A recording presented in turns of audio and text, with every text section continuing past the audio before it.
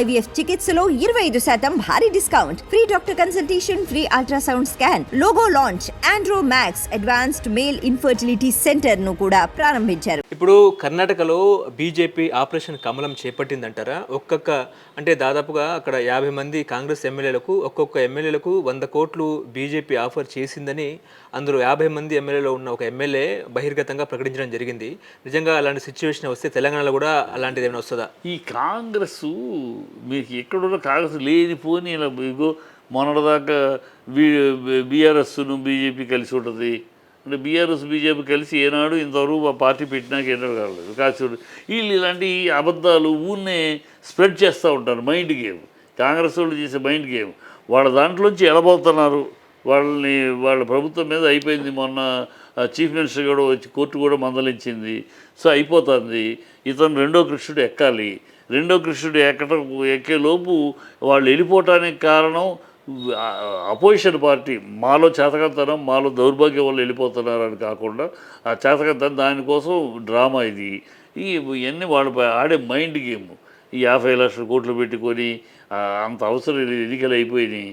ఇప్పుడు అక్కడ ప్రభుత్వం ఏర్పాటు చేయాల్సి ఏం చేస్తారు? 50 సీట్లను వాళ్ళు అంత మెజార్టీలో ఉంటే తీసుకుని చేస్తారా? అవన్నీ డ్రామా. వాళ్ళ నుంచి చేజారిపోతున్నారు.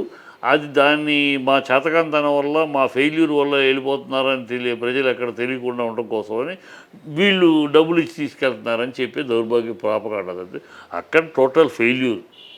అక్కడ 5 హామీలు ఇచ్చారు, ఒకటి నెరవేర్చట్లా. ప్రజలు తిరగబడుతున్నారు. ఎక్కడెక్కడ బిల్లు కట్టమని, ఎలక్ట్రిసిటీ బిల్లు కట్టమని వస్తే తంతన్నారు. మీరే కదా మా ఎన్నికలైన మరణాల నుంచి మీరు కట్టగలేదని ఇప్పుడు బిల్లు కట్టమని అడుగుతారేంటి అని తంతానికి వస్తున్నారు. సో అక్కడన్నీ ఉన్నాయి. చాలా దౌర్భాగ్యాలు జరుగుతున్నాయి. ఆ దౌర్భాగ్యాల నుంచి బయటపడటానికి, తప్పించుకోవడానికి, ప్రజలను డైవర్ట్ చేయడానికి ఈ డ్రామా. ఇది ఒక మైండ్ గేమ్ అంతే తప్పితే ఇలా లేదు. ఏపీలో కూడా బీజేపీ ఆపరేషన్ కమలం స్టార్ట్ చేసిందంటారా?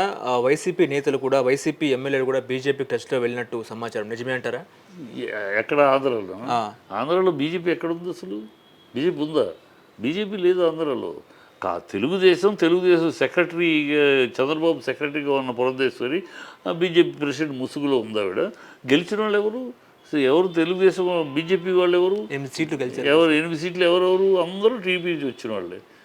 టీడీపీ వచ్చిన సీట్లన్నీ టీడీపీ. అక్కడే బీజేపీలో ఎజెండా బీజేపీ ఎజెండా అని పట్టుకుని తిరిగిన, గుండెల నిండా అజెండా పెట్టుకుని తిరిగిన బీజేపీ వాళ్ళకి ఎవరు ఇచ్చారు సీట్లు? ఆ ఎన్నికలప్పుడే కాంగ్రెస్ బీజేపీ తెలుగుదేశం బీటీపీగా వెళ్ళిపోయింది. అలాగే దింపేసింది ఆవిడ మహానుభావురాలు చంద్రబాబు. ఆవిడ 20 ఏళ్ళ తర్వాత చెల్లెలు మాట్లాడింది. దాంతో సెంటిమెంట్ పొంగుకొచ్చింది. కుటుంబ బంధము ఆయన గుర్తుకొచ్చింది. మరిది గారు అక్క భువనేశ్వరి 20 ఏళ్ళుగా మాట్లాడుకోలేదట. 20 ఏళ్ళ తర్వాత భువనేశ్వరి దాన్ని మాట్లాడుకోలేదు. సో పాప పొర్లి రాజకీయాల కన్నా బంధుత్వ బ్లడ్ స్టిక్కర్ దాని వాటర్ కనుక ఇప్పుడు మరిది గారి కోసం పనిచేసింది. ఇప్పుడు మరిది గారు బీజేపీ ఉందా అసలు? ఎక్కడ చాలా ఆంధ్రాలో వస్తే తెలుగుదేశానికి తోక జనసేనకి తోక బీజేపీ ఏదో ఉన్నట్టు, అదేదో వాళ్ళ దాంట్లో వీళ్ళు చేరాలన్నట్టు. బీజేపీలో ఉన్నవాళ్ళు ఎవరు? బీజేపీ గట్టిగా ఉన్నవాళ్ళు 2-3 తప్పితే మిగతా 5 మొత్తం తెలుగుదేశం అభిమానులు. తెలుగుదేశం అవసరమైతే ఇప్పటికే నా గురువు తెలుగుదేశం చంద్రబాబు అంటారు ఆయన, సుజనా చౌదరి గారు. సీఎం రమేష్ బీజేపీలో ఉంటూనే మొన్న ఎన్నికలప్పుడు కాంగ్రెస్కి 50 కోట్లు విరాళం ఇచ్చాడు ఆయన. కనుక ఈ బాపతులు.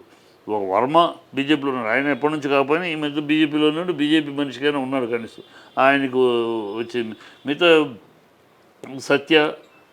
సత్య నేతలు కూడా ఫేవర్ తెలుగుదేశం మనిషి. అవసరమైతే తెలుగుదేశాన్ని సమర్థించే మనిషి కానీ వ్యతిరేకించే మనిషి కాదు.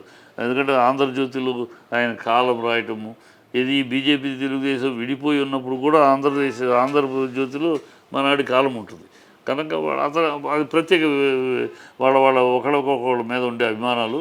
దాన్ని మనం కాదలే. కనుక బీజేపీ తప్ప మరొకటి కాదు. నా నోట బీజేపీ బీజేపీ జెండా కాక మరొకటి రాదు, 600 ఏది ఏమైనా బీజేపీ అజెండా తాటు ఉంటాను అని ఘంటాపథంగా చెప్పే వ్యక్తులు లేరు ఇవాళ బీజేపీలో. అక్కడ ఇచ్చేదంతా అలాంటి వాళ్ళు కాదు. అవసరమైతే అవసరం కిరణ్ కుమార్ రెడ్డికి ఇచ్చారు, ఓడిపోయాడు అనుకోండి. కిరణ్ కుమార్ రెడ్డి కాంగ్రెస్, ఈవిడ కాంగ్రెస్ వచ్చింది. ఈవిడ కాంగ్రెస్ తన తండ్రి ఏ కాంగ్రెస్ని అయితే వ్యతిరేకించి పార్టీ పెట్టాడో, ఆ పార్టీని భూస్థాపితం చేయాలన్నాడో, ఆయన సరిపోగానే ఆ పార్టీలోకి వెళ్ళి మంత్రి అయింది. సో ఈవిడికి ఎలాంటి నీతి నియమాలు ఉండవు.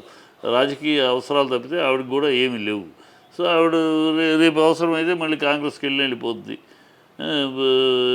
సీఎం రమేష్ ఆయన అవసరమైతే తెలుగుదేశానికి వెళ్ళిపోతారు.